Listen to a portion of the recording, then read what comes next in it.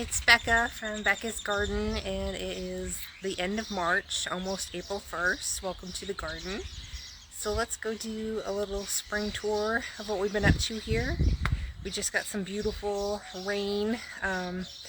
For my bucket, I measured 5 inches, and our rain catchment of 1,400 gallons is almost full. So that is beautiful with the drought that we've had going on here in Zone 9B, South Texas. Let's go take a spin around the garden and see how things are growing and doing with the rain that we've gotten.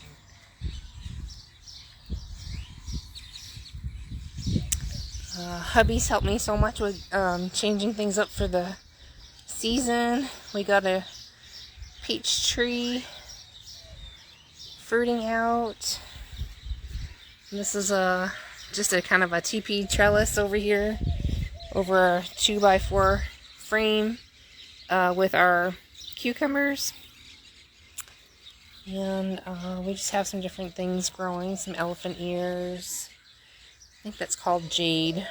Spider lilies. This is our vitex. Some snake plants. The pollen's falling everywhere, and so have leaves, so it's kind of been a battle. There's our little pool, and we changed things up a little bit. We planted or moved all of our asparagus to this cinderblock raised bed. I think it's going to do really good here. In the wintertime, it doesn't get as much sun, and the asparagus doesn't really need it then because it's dying back. And it can take full sun and drought type conditions, and it did really good in our hottest spot in our yard.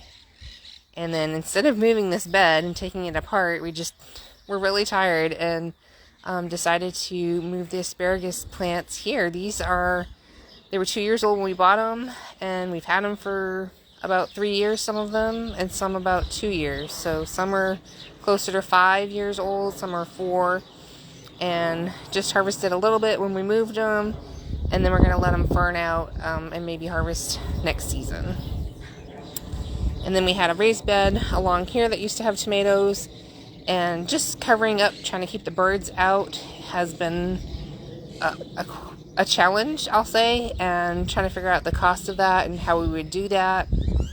So instead we got a 10 by 13 chicken coop hoop frame, reinforced it with some EMT conduit and extra cattle panel that we had, and some agricultural shade cloth, and just moved that bed here over a scoot, and then made wider beds in a U-shape inside, so I have 27 feet of growing space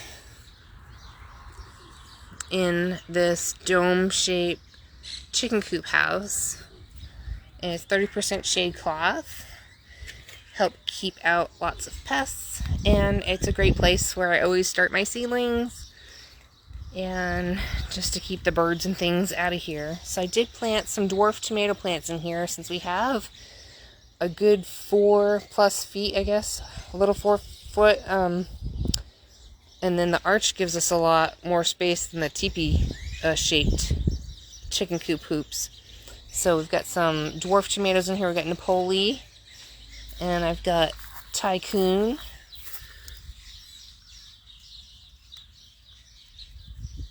These guys were started from seeds, so they're a little far behind.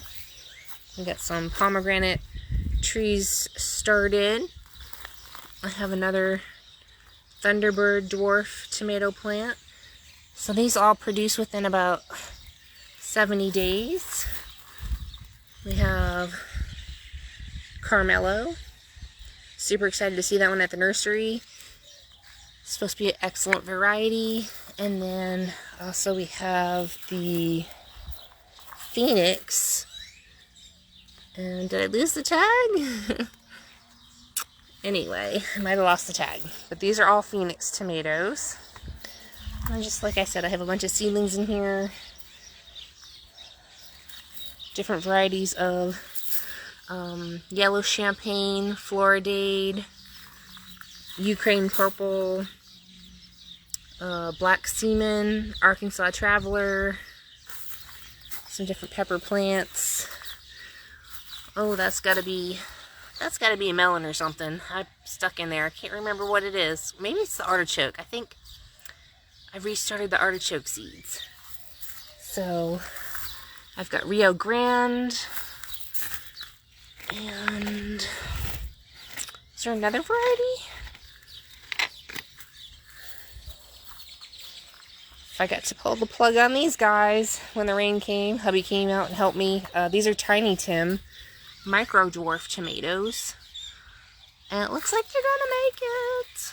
Thank God, because they got totally drenched. So that'll be a wall of micro dwarf tomatoes. And then I'm under the pergola, so that gives us some really lovely shade to put our herb garden over here with just some green chives. I got basil started, cilantro, rosemary, parsley, and garlic chives. So yeah, over here I've just got some different flowers, daffodil. I forget what the purple one is that's supposed to come up. This is our purple rose of Sharon. I did get a chance to repot our moringa tree, and it's doing really good. And then over here's our blue ice cream Java bananas. And not sure if that's going to come back. Down here was a strawberry papaya tree. It still looks alive, so we're going to give it a chance.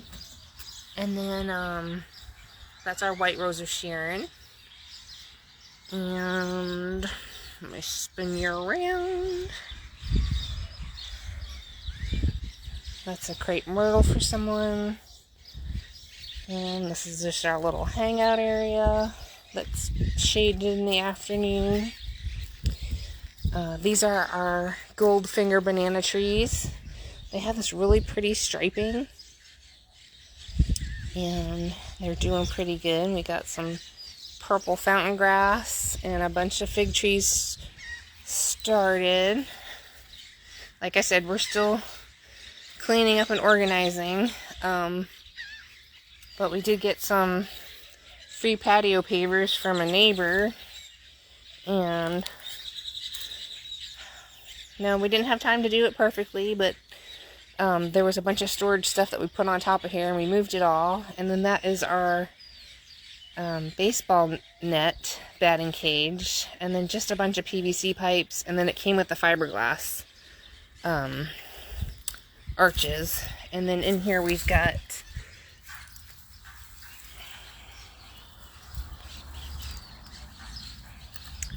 I've got my yellow squash in here, finally popping up. And then the blueberries are doing really good. This is the sunshine blueberry that we got at Lowe's. So there's some really cute blueberries on here. I'm not sure how big you're supposed to get. I'll have to go check. But yeah, so this has to have a special soil mix, more of an acidic, really draining. And then I usually have been watering them about every 2 to 3 days. They need to be dry, and I add about 2 tablespoons of white vinegar distilled to 2 gallons of water, and then about once a week I'm adding the AgriGrow Life liquid organic fertilizer, about a capful to that. And yeah, so that's doing real good. And there's our Meyer lemon, and then our Miss Figgy purple fig trees Waylon cut back, and they're bushing out real nice.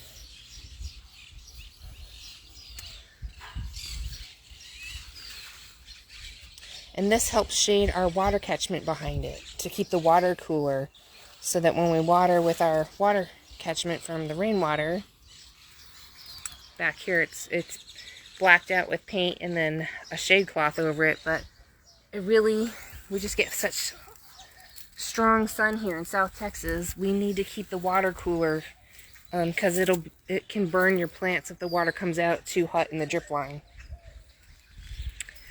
Here's our original hoop house with cattle panels, 3 cattle panels, and we didn't know we were going to be putting shade cloth on, but we put chicken wire originally and some rabbit hard cloth on the front because that's what we had left over, and we ran out of the chicken wire, I think. And yeah, so the little finch birds can squeeze their way through, so we put shade cloth, and it actually worked out for our benefit.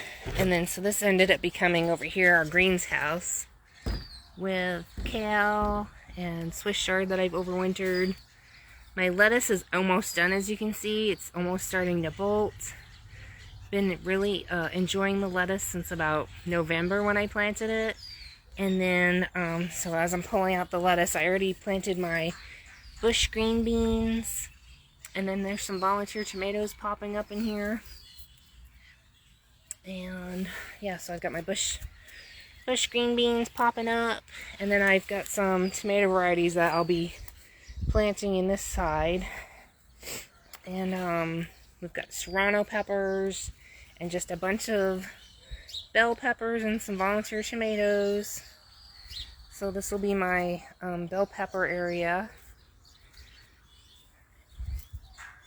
And then on the walls I got some hanging planters from Amazon that have worked out really well. So I still have some collards, which probably need to come out soon. But this pink mizuna is really nice from Baker's Creek, and I just love the look of it and the taste of it in my salad. So I've got a couple of planters of those.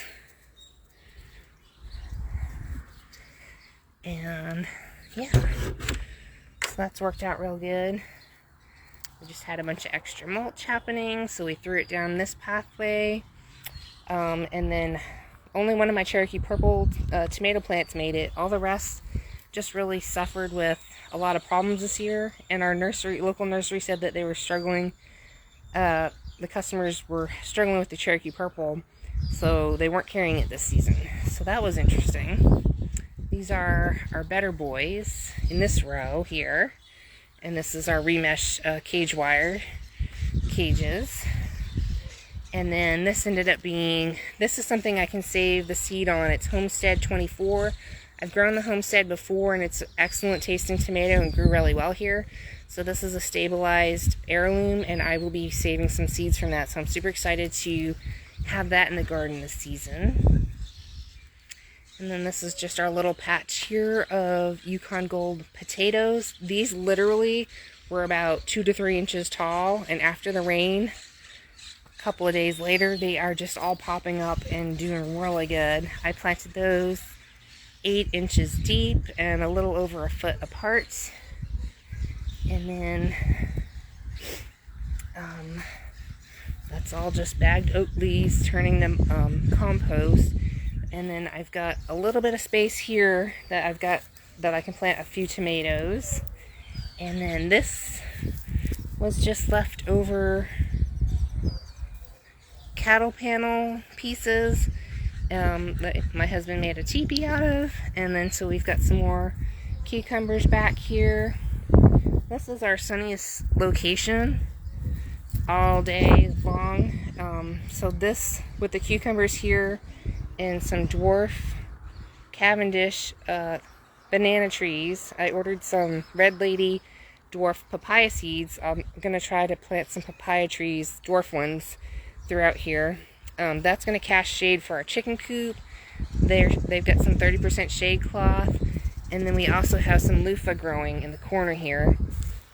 So this also will grow up over the little chicken coop and provide some really nice shade when it gets to be the hottest part of the season. So yeah, had a lot of health issues, and just trying to make this a little bit easier to maintain. These were super cute. I picked up a different type of raised planter just in case it does rain and flood here, which it can happen when we've gotten like 20 inches. These are raised up about 2 inches off the ground to help for drainage in case that happens. And then it is a HDPE plastic, and it said they're good for, they won't like break down or crack for like, it said up to 30 years. So They are 17 by, I think, 12.5, and it actually works out really good for square foot gardening. I got 4 bush bean plants in here. This is the dragon tongue. It tastes like a cross between the yellow and the green beans, and I really like them, and they're just real pretty. And then we've got the Minnesota midget cantaloupes here. They don't get too crazy or wild.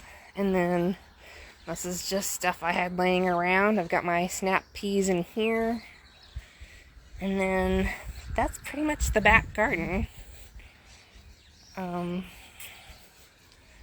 We got some solar lanterns with 30% shade cloth on the pergola. And then usually we have a little propane cooker here to cook outside. And another white 40% agricultural shade cloth to put up when it's not too windy. And it just creates a lot of shade going forward for us. Lots of rain catchment. I put some mosquito dunks in there. And we're going to go to the front. I just grabbed whatever buckets I had to catch extra rain. And then this is new for me. We did a mushroom bed setup. And they take... What are you doing over here, buddy? Look at him. Alright, thanks. Feeling better? A little bit. That's good. Hang in there. Thanks. What are you doing being all stealthy? Look at him. He's so cuckoo. Oh my gosh. He almost let me touch him the other day. Oh, there he goes. So anywho, back to the mushroom beds. Yeah, so this is that HPD hard plastic. We just have a lot of problems with termites and roaches and stuff if we use wood, so we don't use wood for our raised beds and things like that. We have the cinderblock.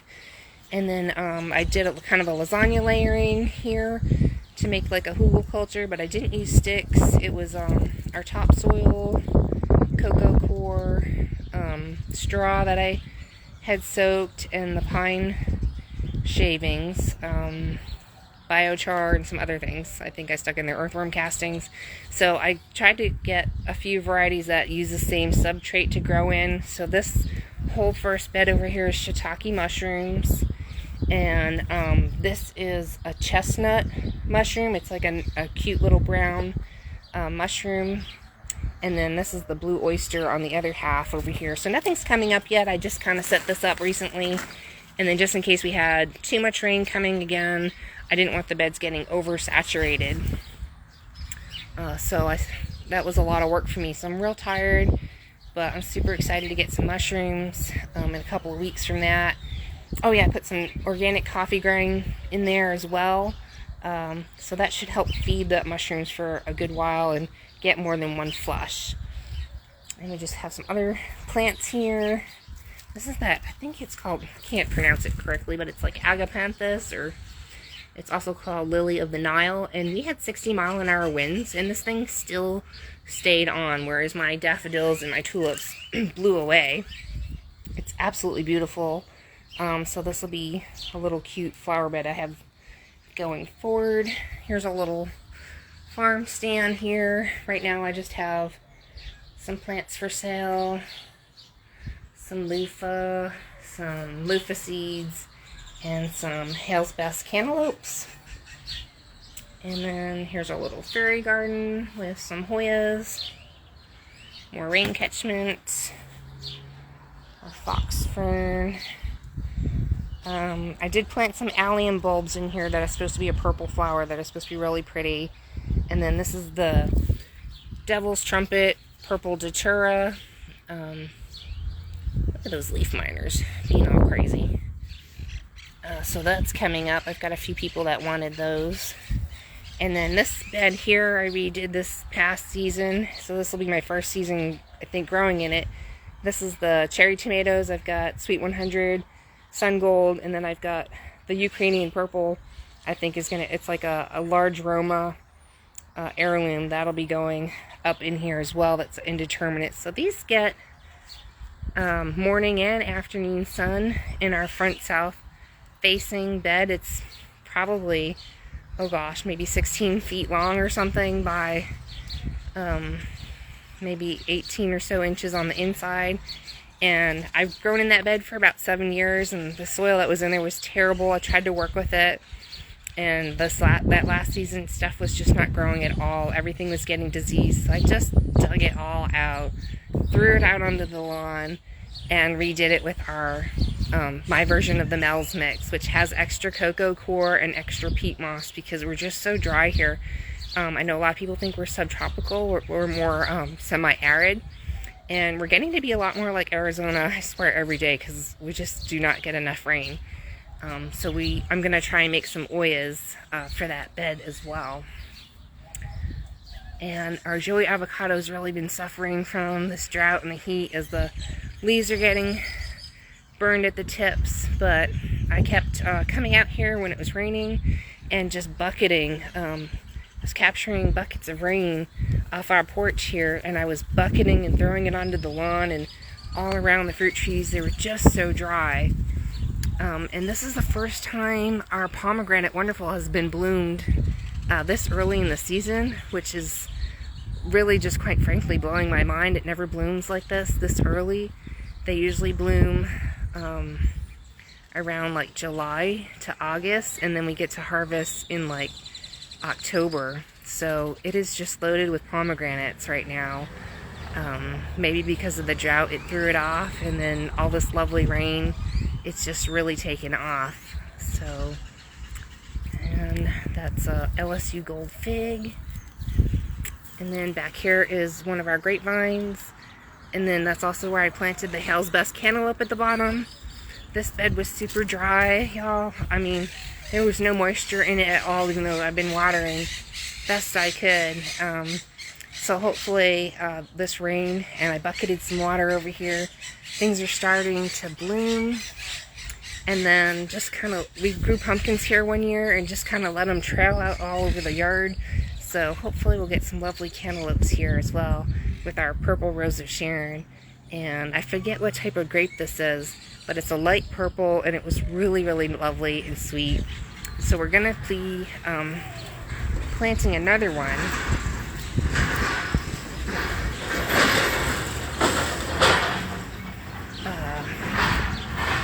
I'll be digging up a hole here and amending this area, and I've got a Thompson grape ordered from Stark Brothers, and then we're going to figure out a trellis along here, because this gets sun all day long, and if we need to get under the house, we just cannot plant stuff here. So the grapevine will be lovely, because it'll go up the trellis and all along here and grow some great grapes for us. So we're really excited about that.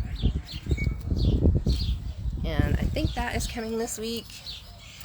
And the one other thing I think I had ordered was a different variety of blueberry. It's called the peach sorbet. That also grows in our area. It's something I've wanted to grow here for a really long time, was blueberries. My grandpa used to cultivate and grow his own up in New England, and they were amazing. And he had a beautiful edible garden throughout his yard and landscape with roses, and he had citrus and cherry tomatoes and things like that. And then they had corn and another little like garden bed in the main backyard. And then my family had an in-ground garden for a really long time in the country in New England as well. And they did not have to do as much as we have to do here with the droughts that we get. And then when we do get rain, we used to get like kind of a monsoon season. Like in February we'd get like heavy rains, could be up to 10 inches. One year it was up to 20. And then September we would get our monsoon kind of ish rains, and then past few years we just have not been getting them. And we used to get a couple inches every month. I honestly don't remember the last time it rained. It's probably been well over 6 months. I don't even know anymore. It's just so anyway, we're gonna be trying to save up for a bigger rain catchment. I really like I think they're inderteminate, the tan ones, the tan rain catchment totes help keep the water a little bit cooler versus the black ones. And I'm thinking the biggest size I think they have is 3,100 gallons, so we'd probably at least get one of those, and that would maintain what we water here, how we ration things out, and try to be really conservative about our water. And then what I noticed about when we put the pea gravel down, because our yard tends to like flood, but then it all kind of either angles out towards the main driveway and goes down towards the roads and the drains, or it heads down the back hill alley. So a couple of things that we've addressed here at our home property was capturing as much rain as possible when it does fall, and creating a wicking bed system without actually doing it the way other people have done it. So let me just talk about that a little bit. This is the hoop house here, and there's 4 inches of pea gravel inside. And the cinder blocks are not glued together or in any way, shape, or form. They're like Lego blocks. We could move them or take them apart or anything like that. So that allows for water to drain out. And also the Mel's mixture that I put in here, like I said, has extra cocoa coir and extra peat moss. And so what that does for us is when it does rain, we have the pea gravel here where the water flows out. And what happens is the water gets sucked up into our raised beds. And then if we even flooded this area, it wicks up into the beds. And anything that's too much actually just flows out. And I haven't seen it flow out yet. So maybe when we got like over 10 inches in a day, one time it actually flowed out. But this is a little bit bigger raised bed system that we have than the last time. It's a little more than double the size that we used to have in here with the other hoop house. So, like I said, the water will run down through here when it's raining a real heavy and just too much rain. But otherwise, what's happening is the rain water gets sucked up into our beds, and it stays where the pea gravel is. So, and we don't do wood chips or wood mulch because, like I said, cockroaches and termites is a problem here. So we are doing the pea gravel, but it holds some moisture in the pea gravel, and I'd love to get more pea gravel, but we haven't been able to do that yet. Same here is it'll filter it through here. Same over here. We have a heavy layer of rocks and play sand over here, and it holds the moisture here, and it wicks up into this bed, and it wicks up into this bed. And then over the years, it's been 8 years gardening here, we've just been tilling in lots of oak leaf mold compost. And this season, the drought was so bad, we did add cocoa coir and till that in. I think cocoa coir and some peat moss. And when it rained, there was no water coming out. It would run down to our alley, and then right now it captured every bit of rain that we got. Without drowning our plants. So this has been, and I can still walk on it. I'm not sinking at all. Over here I sink in a little bit because this was tilled. Hubby decided not to till this one row right here, just so I could walk through and not sink in. But we've been able to capture every bit of water that fell. So that was really exciting. And then we shouldn't have to water for quite some time. We'll come out and check the moisture levels, in the ground. It looks a little dry and crusty on top, but when you dig down, there's a lot of beautiful moisture, and then it breaks apart. So that's really what you want. So, anywho, it's just been a lot of seasons of just preparing really hard clay. And working with the land and the soil and the way the water flows here at our property to just capture as much as we can and utilize that rainwater for the plants. So, thanks for joining me today, following me around our garden and seeing what we're growing this season in 2025. If you guys have any comments or let me know what you're growing this season. I'd love to hear about it. We kind of grow the same things every year. There's a few different things we're growing this year that we're really excited about. The mushrooms, the peach tree, and the blueberries.